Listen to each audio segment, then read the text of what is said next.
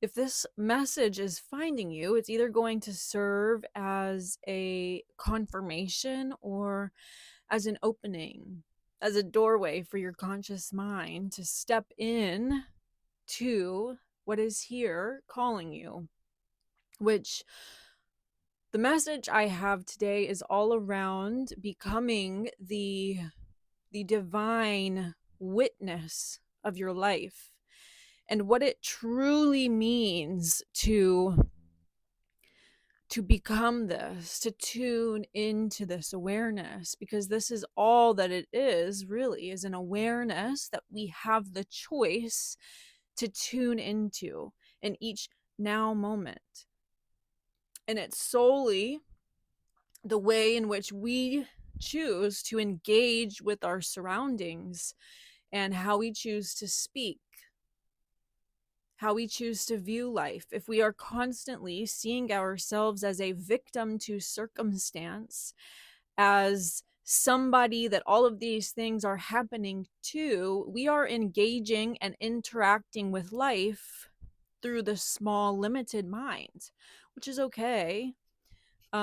It's just that is then what life is going to reflect back to you, is your identity, your belief that you are the small, limited mind. So you are going to attract more circumstances and people to you that show you this belief that you hold of being small, of being limited, of being a separate human who has no power. Whereas when you choose to tune in to the truth of who you are, to this new frequency of a of divine witness, of being the divine witness, you're more so just moving through life, watching it play out. You no longer hold an attachment to your external reality. You don't need the external reality to prove to you that you're abundant. You know you're abundant. You don't need the external reality to prove to you that you are loved. You are love. You don't need the external reality to validate anything for you. You are the source of validation. You are the manifestation. You aren't waiting for something to manifest out there. You are the manifestation. And once you can align your perception with this divine witness, you become more centered. You become more peaceful. You become more in alignment with your authenticity, with your truth. And because of this, life then begins to unfold in accordance to these new beliefs that you hold. Though the thing is, you don't need life to unfold in any specific way because you no longer are attached to it. And so perhaps you are already doing this. Perhaps you are already tuning into this frequency of the divine witness, which is amazing and magical. It's a beautiful place to be. It feels like a weight is lifted off of your shoulders. It feels like you can finally breathe. You can see clearly. You know who you are. And that is the most magical feeling ever. So maybe this is just a confirmation for you that you're already living this way. Or perhaps this is a doorway for your conscious mind to willingly choose to walk through, to face everything in your life that you are attaching your value to, that you are attaching your worth to, that you are attaching whether or not you're loved, whether or not you're attractive, whether or not you're abundant, is attached to all these external people and circumstances and happenings. And so because you're attached with your human, you're identified as your human, you're going to allow the human world to drag you down, to make you feel small and limited. Whereas when you can step back and become the divine witness and choose to perceive the world as the one who is here solely just for the experience, there is no inherent good or bad. It is simply just an experience, and you will gain something from it. You will move through it with ease and grace, not saying that you'll never feel frustrated, you'll never feel unworthy, But when you do have these emotions come up, when you do begin to feel frustrated or unworthy, you take a step back and you're like, oh, whoa, whoa, whoa. I'm only feeling unworthy because I'm using something outside of me to give me something that I don't think I have. I'm only feeling unworthy right now because I'm seeking external validation from this person. And because they are not giving it to me, I feel unworthy. So your unworthiness becomes a messenger to you of where you are attaching your worthiness outside of yourself so that you can reclaim your power and pull it back in and say, no, I don't need you to prove to me my worth. I am inherently worthy and I choose to reclaim this now. And it sounds easy, but moving through it, it doesn't always feel easy. It can feel crunchy and uncomfortable and icky. And that's okay. It gets to feel that way. It doesn't mean that you're doing it wrong. You are just the one witnessing your human self experiencing these icky emotions. And then to the divine witness, it's all neutral. You're like, I feel very gross today. I feel very unworthy today.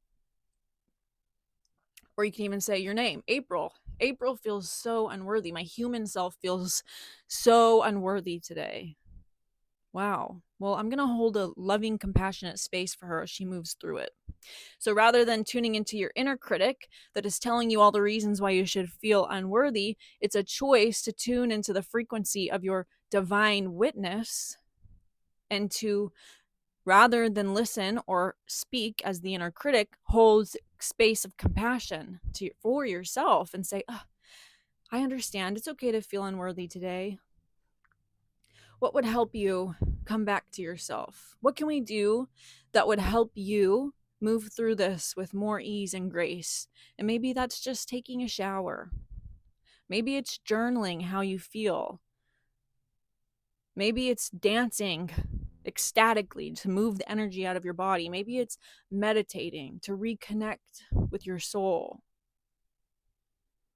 Maybe you just want to lay on your bed and stare at the ceiling for a couple hours. I don't know. You're asking yourself. I don't have the answer for you. It's what would make you feel like you're moving through it with more ease and grace in this now moment.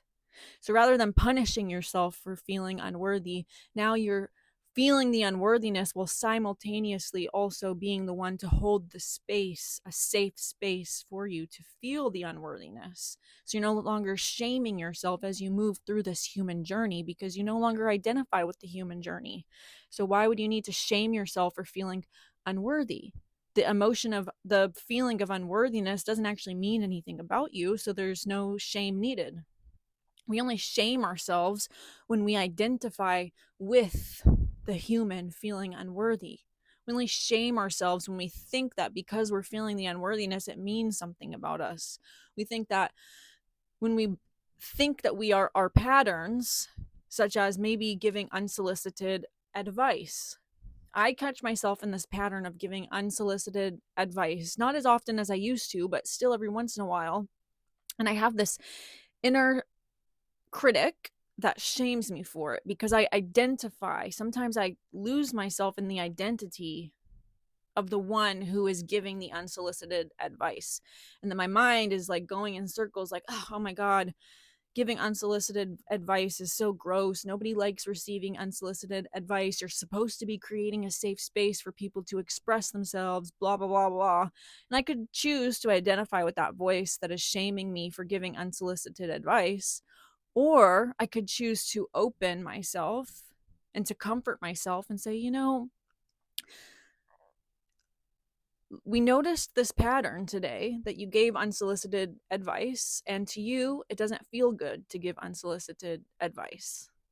But that's okay. We're still learning. So let's just remind ourselves that the only reason we even want to give unsolicited advice is because we want to ease other people's suffering.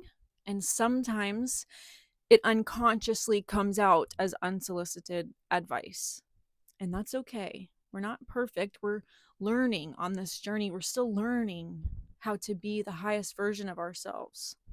So maybe next time we just become a little bit more conscious of ourselves while in these kinds of conversations with other people, so that we can choose so that we can catch ourselves in that moment. And to rather than unconsciously give the unsolicited advice, we first notice the urge to give the unsolicited advice.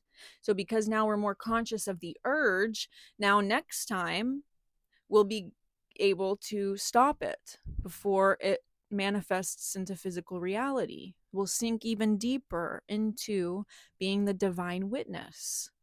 But there's no need to shame and go down rabbit holes. It's choosing self-talk that makes you feel like you are being nurtured and cared for by yourself, rather than being belittled and shamed by yourself. This is a good guiding step to take on the path to becoming the divine witness of your life, is that whenever you step out of integrity with this intention, bringing yourself back to center through compassion and grace. So let's take a couple deep centering breaths if you'd like.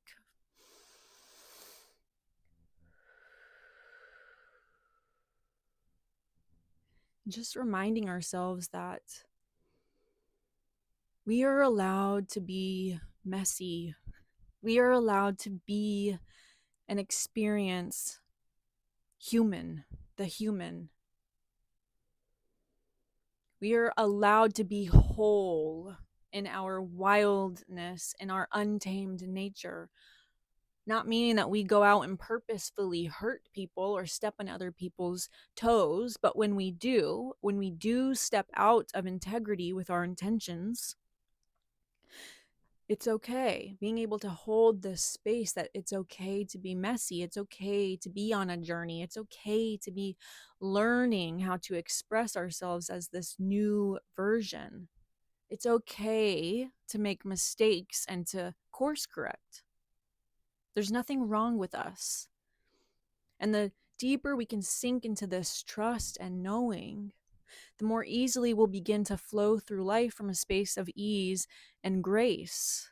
And through this ease and grace that comes with stepping into the frequency of as the divine witness, life then begins to move through us. Life becomes the animating force, and we are simply just surrendered to something greater than us that knows our ultimate purpose in this lifetime. The greater force that doesn't have human goals, such as I need more money, or I need people to like me, or I need validation from that person, otherwise I'm unlovable. Those are our human goals. When we can learn how to surrender to the divine witness and allow life to flow through us, those goals sort of fall away, which means that we sink deeper into peace. We sink deeper into the present moment. The only thing pulling you out of the present moment is the fact that you think that there's a destination that you need to reach, you need to get to.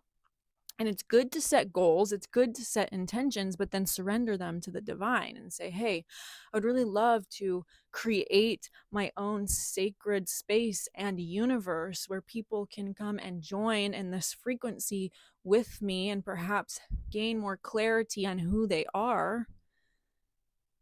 And then surrender that. I surrender that to you because I trust you, the higher force, the animating force of all life. I trust that you know a better way of how to get there than my ego mind could ever logically come up with. So now my only job is to be so deeply in the present moment with myself and with what is arising now. And I'm trusting that there is no such thing as inherently good or inherently bad. There is just the present moment that I'm choosing to move through to bring me closer to the intention I set. But it's when we get so wrapped up in our human goals of, I need to make 6 figures this year, I need to hurry up and build this empire overnight, that then we start getting dragged out of our integrity and we start doing things that are out of alignment with who we truly want to be. It's in surrendering all of it, humbly surrendering all of it, and trusting that a greater force will animate through you and bring you exactly where you need to be.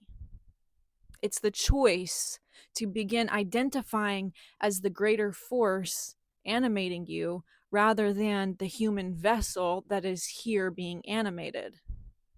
It is when we can fall into this deep state of release and surrender that life will begin to unfold magically before our eyes, because we no longer have any expectations of what it's supposed to look like. When we hold expectations of what the magic is supposed to look like, when the magic does appear in our lives, we might just glance right over it because it doesn't look like what our ego mind wants it to look like. And so we totally dismiss it as something totally not magical. That's not what I wanted. Obviously, God, you didn't understand what I was asking for, otherwise, you wouldn't have sent me that. Do you know how crazy we sound? That, let me define crazy. Crazy just being not in our right mind, not in our true mind, but rather in the mind of our ego and the mind of our illusions and distortions and stories and dramas. When we're in this wrong mind of our illusions, and I use wrong and right loosely because just for the purpose of duality, because there is no inherent right or wrong, okay? But for the sake of this point, okay, the wrong mind, when we find ourselves in our wrong mind, we're going to view the world completely distorted. Whereas when we choose to surrender our wrong mind, when we choose to surrender our egoic mind that wants to control and manipulate and force and push, when we choose to surrender all of that and step into our right mind and become the divine witness, everything feels lighter. Everything feels freer. There's no pressure on your shoulders. There's nowhere you have to be. There's nothing you have to create. You just have to be here now and learn how to allow that divine animating life force to flow through you how it wishes to flow through you in this present moment. And that requires no thought. That does not require your mind to control or manipulate. That simply just requires a deep state of presence and meditation in every present moment. So I hope that this message reaffirmed some things for you or brought some clarity to your mind, or perhaps it opened up a doorway for you that you didn't even know existed. And so, yeah, I had a really great time recording this video. I hope this added value to you in some way. And I will talk to you guys later.